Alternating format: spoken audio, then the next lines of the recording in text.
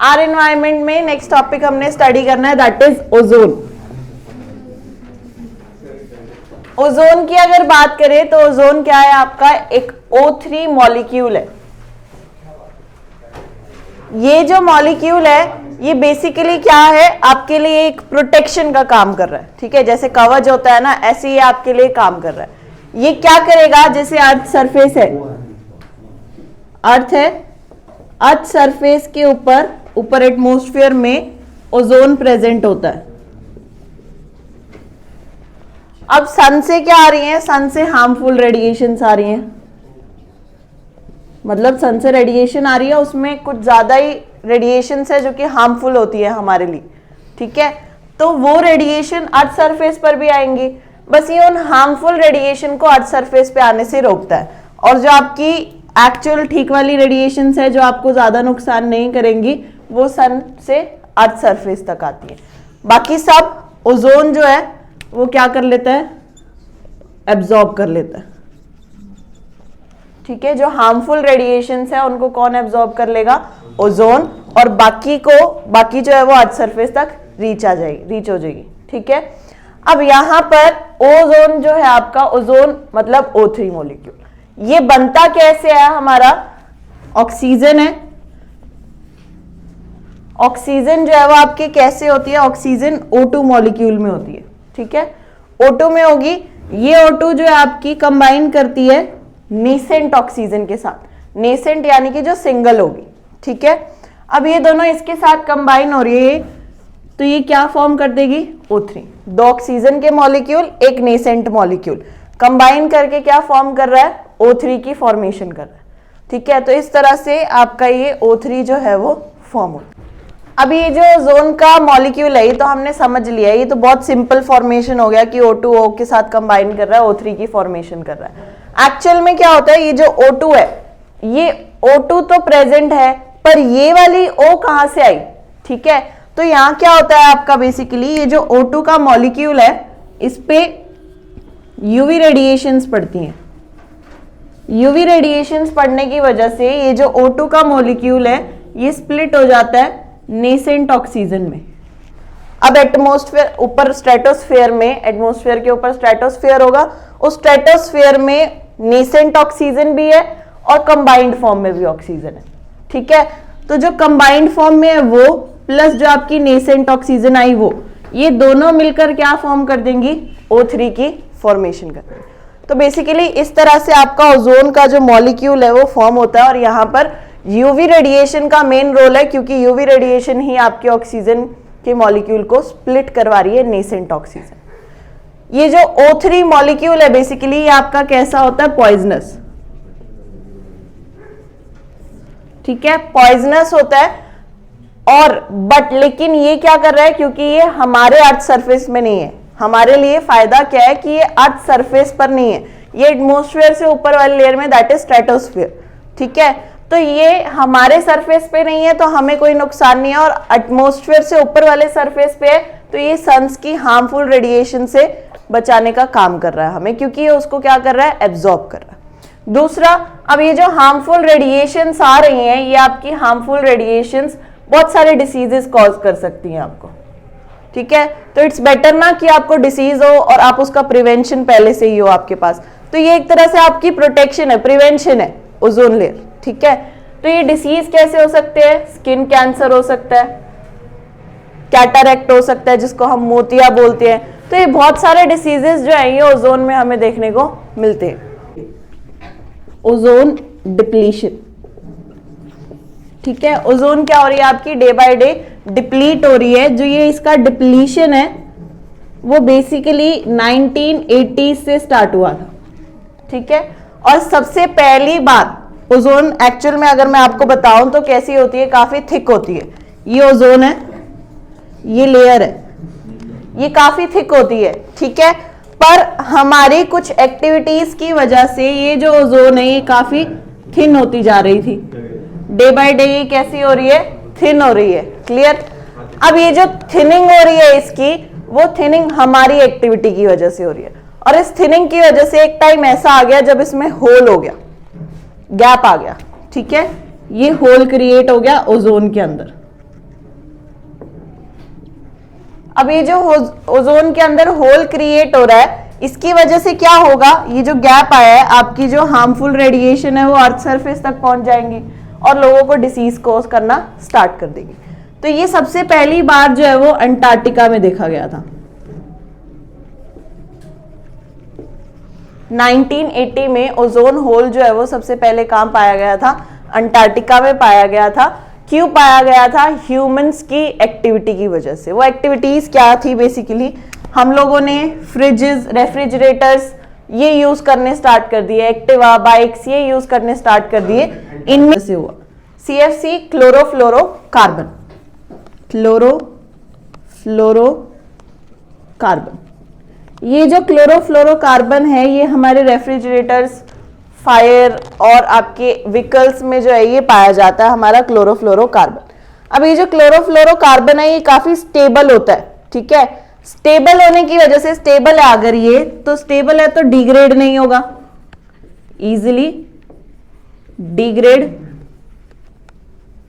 नहीं होगा, ठीक है, क्लियर।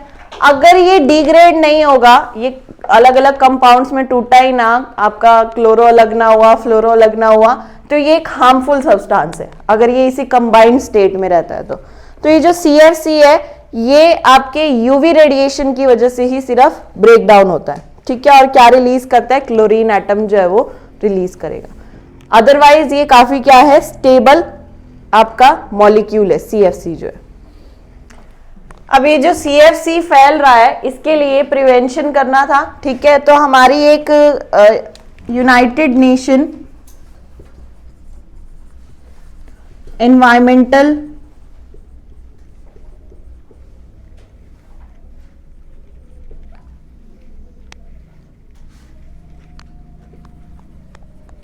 प्रोग्राम,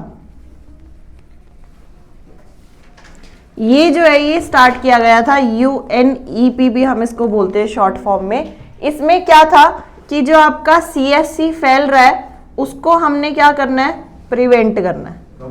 तो ये उसके प्रिवेंशन के लिए जो है ये किया गया था। ये जो प्रोग्राम है आपका 1986 में स्टार्ट हुआ था, ठीक है।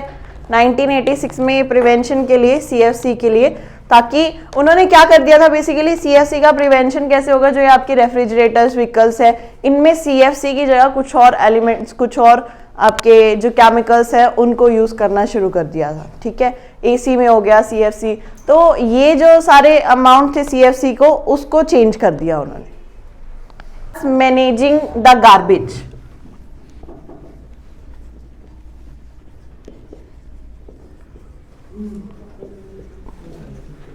गार्बेज की अगर बात करें तो गार्बेज सबको पता है क्या है, बेसिकली जो भी आपके household waste product release होते हैं वो क्या है, आपके गार्बेज है। जैसे आप वॉशरूम्स यूज करते हो तो वॉशरूम्स में जो वेस्ट होता है, किचन में खाना बना रहे हैं, किचन का जो वेस्ट है वो सब मिला के हमारा क्या फॉर्म हो जाता है, गार्बेज की फॉर्मेशन हो जाती है। अब ये जो गार्बेज है बेसिकली, अब क्या हम इसको रिवर में डायरेक्टली भेज सकते हैं? ऑब्वियसली वो जो वॉशरूम से जो भी हमारा गार्बेज होता है, जो वेस्ट होता है, वो लिक्विड की फॉर्म में मिक्स होता है, ठीक है। अब क्या आप डायरेक्टली इसको रिवर में पोर कर सकते हो? नहीं कर सकते। पहले हमें क्या करना पड़ता है, उसको क्लीन आउट करना पड़ता है। तो क्लीन आउट करने के लिए हमारे पास कुछ टेक्निक्स है, ठीक है।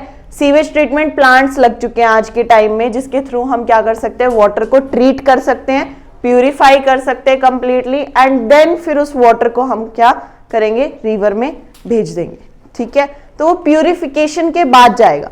तो ये हमारी ड्यूटी है कि हम जो है वो जो भी हम वेस्ट कर रहे हैं वो हम ट्रीट करके देन उसको रिवर में पोर डाउन करें।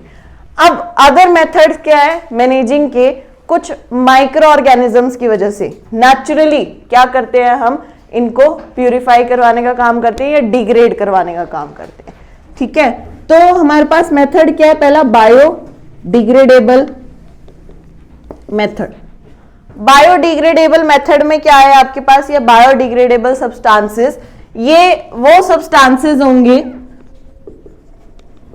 जो कॉम्प्लेक्स सब्सटेंस से सिंपलर सब्सटेंस में कन्वर्ट हो जाएंगे, ठीक है। ये क्या होंगे, कॉम्प्लेक्स सब्सटेंसेस सिंपलर सब्सटेंस में कन्वर्ट हो जाएंगे बाय एंजाइम्स। कुछ एंजाइम्स होंगे, माइक्रो ऑर्गेनिजम्स होंगे जो हेल्प करेंगे कॉम्प्लेक्स सब्सटेंसेस को सिंपलर में तोड़ने के लिए। जो सिंपलर में टूट जाते हैं ऐसे सब्सटेंसेस को हम क्या बोलते हैं, बायोडिग्रेडेबल सब्सटेंसेस। और उनको वो क्या हो जाते हैं, नेचुरली डिस्पोज ऑफ हो जाते हैं। अगर हम सॉलिड मटेरियल जो भी वेस्ट होता है, लिक्विड की बात नहीं कर रहे हैं, सॉलिड की बात करें तो उसके ऊपर अगर माइक्रो ऑर्गेनिजम्स एक्ट कर रहे हैं, आपने सॉइल वाली ऐसी भी कोई मिट्टी वाली जगह पे डाल दिए वो सारा गार्बेज, वो उस पे माइक्रो ऑर्गेनिजम्स एक्ट कर रहे हैं, तो वो कुछ टाइम में आपका किस में कन्वर्ट हो जाएगा, सिंपलर फॉर्म में कन्वर्ट हो जाएगा एंड वो सॉइल में मिक्सअप हो जाएगा, वो वहां पर मिलेगा ही नहीं। ठीक है, तो इस तरह से बायोडिग्रेडेबल सब्सटेंसेस जो है वो फॉर्म होते हैं। तो जो डिग्रेड हो सकते हैं उनको हम बायोडिग्रेडेबल सब्सटेंसेस बोल रहे हैं। यहाँ ये सिंपलर वाले जो सब्सटेंसेस है ये डिग्रेड हो रहे हैं ना, कन्वर्ट हो रहे हैं, कॉम्प्लेक्स से छोटे में कन्वर्ट हो रहे हैं, इसलिए ऐसे सब्सटेंसेस को हम क्या नाम देते हैं, बायोडिग्रेडेबल सब्सटेंसेस। बायोडिग्रेडेबल सब्सटेंसेस की बात करें तो एक दूसरा मेथड मैंने आपको बताया कि इनको ट्रीट करने के लिए हम वेस्ट वाटर ट्रीटमेंट भी कर सकते हैं, जो कि सीवेज प्लांट से होगा। सीवेज प्लांट के थ्रू जो है ये ट्रीटमेंट होगा।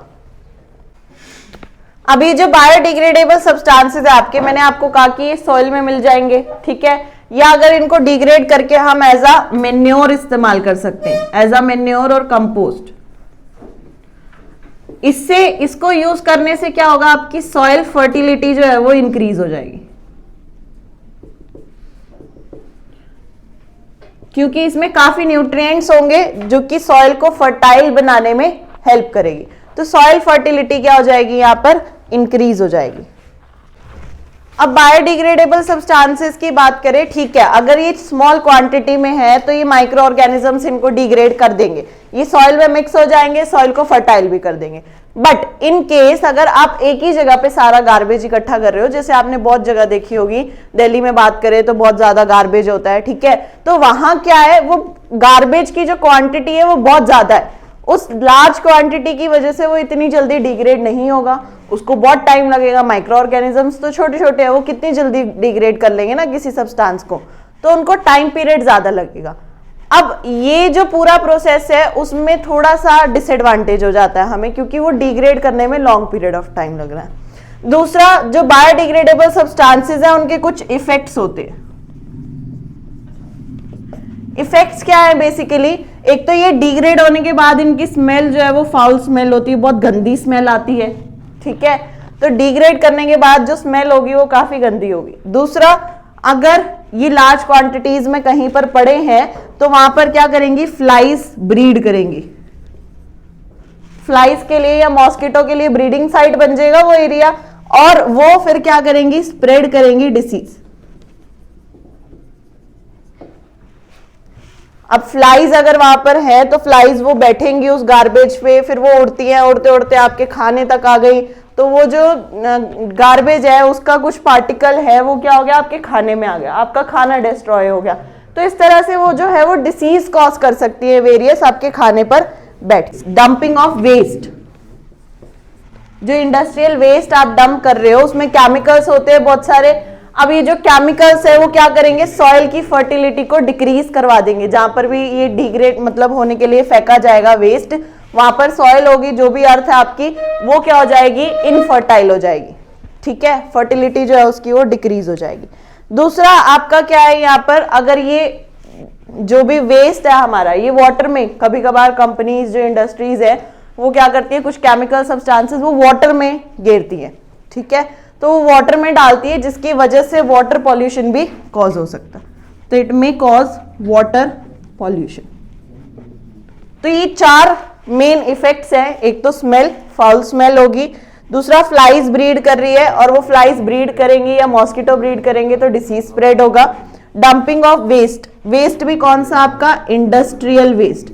इंडस्ट्रियल वेस्ट जो है, जहां पर भी वो वेस्ट डंप करेंगे वहां पर आपका सॉइल जो है वो फर्टाइल नहीं रहेगी, उसकी फर्टिलिटी डिक्रीज हो जाएगी। And last is water pollution, वो वाटर पॉल्यूशन जो है वो कॉज करेंगे, क्योंकि यही वेस्ट जो है वो वाटर में रिलीज आउट हो रहा है। नॉन बायोडिग्रेडेबल सब्सटेंसेस के बारे में पढ़ना है। बायोडिग्रेडेबल सब्सटेंसेस हमने पढ़े थे, वो सब्सटेंसेस जो आपके सिंपलर फॉर्म में कन्वर्ट हो जाएंगे कॉम्प्लेक्स से, ठीक है। बट नॉन बायोडिग्रेडेबल सब्सटेंसेस वो सब्सटेंसेस होते हैं जो आपके सिंपलर फॉर्म में कन्वर्ट नहीं होंगे, उनको हम क्या कहते हैं, नॉन बायोडिग्रेडेबल सब्सटेंसेस। अब ये क्या है, डिग्रेड नहीं हो रहे तो ये क्या होते रहेंगे, आपके एक्यूमुलेट होते रहेंगे, ठीक है।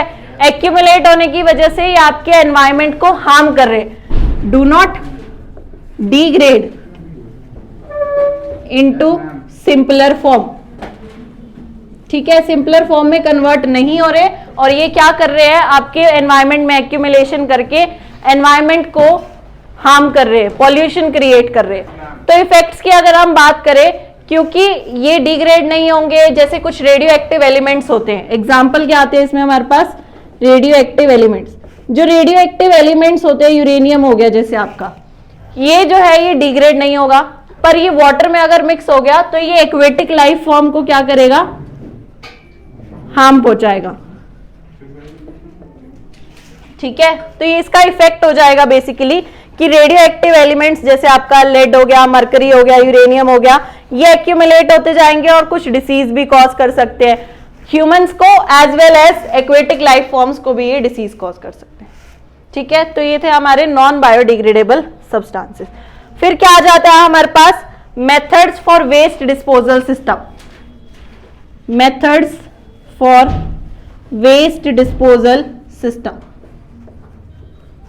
अब जो भी वेस्ट या जो भी गार्बेज क्रिएट हो रहा है उसको हमें क्या करना है, कंप्लीटली डिस्पोज ऑफ करना है, अच्छे से डिस्पोज ऑफ करना है। अगर हम डिस्पोज ऑफ नहीं करेंगे तो उससे हमारे को कुछ ना कुछ डिसीज जो है वो कॉज हो सकते हैं। तो डिस्पोज ऑफ करने के अलग अलग मेथड्स है हमारे पास, जैसे कि आप क्या कर सकते हो, कुछ सब्सटेंसेस को रिसाइकिल कर सकते हो, तो रिसाइकलिंग कर सकते हैं। रिसाइकलिंग मतलब दोबारा से उसको रिसाइकिल करके किसी नई चीज में कन्वर्ट करके यूज कर लेना, ठीक है। तो किसी सब्सटेंस को हम क्या कर रहे हैं, रिसाइकिल कर रहे हैं।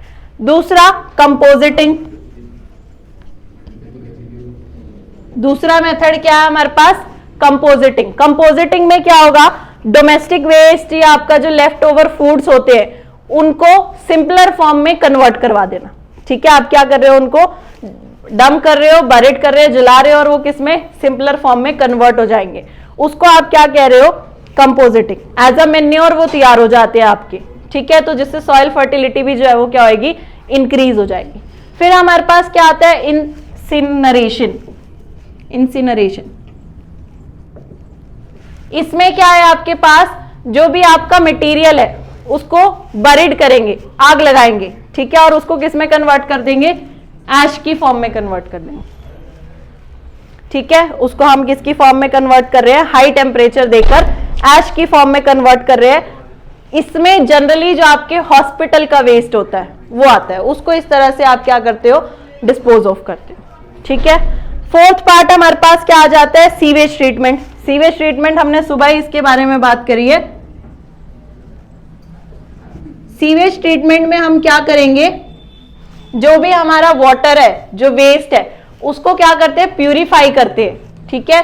कुछ मेथड्स होते हैं, फिजिकल मेथड होता है और बायोलॉजिकल मेथड होता है। फिजिकल मेथड से हम जो भी फ्लोटिंग डेब्रीज जो रिवर में ऊपर तैर रहे होते हैं, पॉलिथीन हो गए या और भी सब्सटेंसेस होते हैं वेस्ट में, जो वो फ्लोटिंग डेब्रीज है उनको रिमूव किया जाता है फिजिकल ट्रीटमेंट से। बायोलॉजिकल ट्रीटमेंट या सेकेंडरी ट्रीटमेंट में आप क्या करते हो, माइक्रोब की हेल्प से उस वेस्ट को डिकम्पोज करवाते हो, ठीक है। तो सीवेज ट्रीटमेंट में भी दो मेथड होते हैं हमारे इस तरह से। फिर क्या आ जाता है हमारे,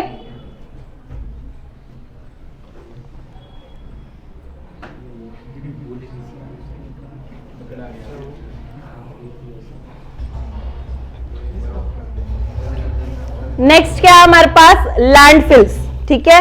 लैंडफिल्स में क्या होता है, आपका जो सॉलिड वेस्ट है उसको डंप किया जाता है। कुछ जो लोअर एरियाज होती है, बहुत नीचे वाली जगह होगी, वहां पर डंप किया जाएगा और उसको सॉइल से कवर कर दिया जाएगा, ठीक है। सॉइल से कवर करने के बाद क्या होगा, जिस साइड पे आपने उस मटेरियल को डिस्पोज ऑफ किया है वो कंसीडरेबल टाइम में वो क्या हो जाएगा, डिग्रेड हो जाएगा, ठीक है। उसको आप क्या बोल रहे हो, लैंडफिल्स।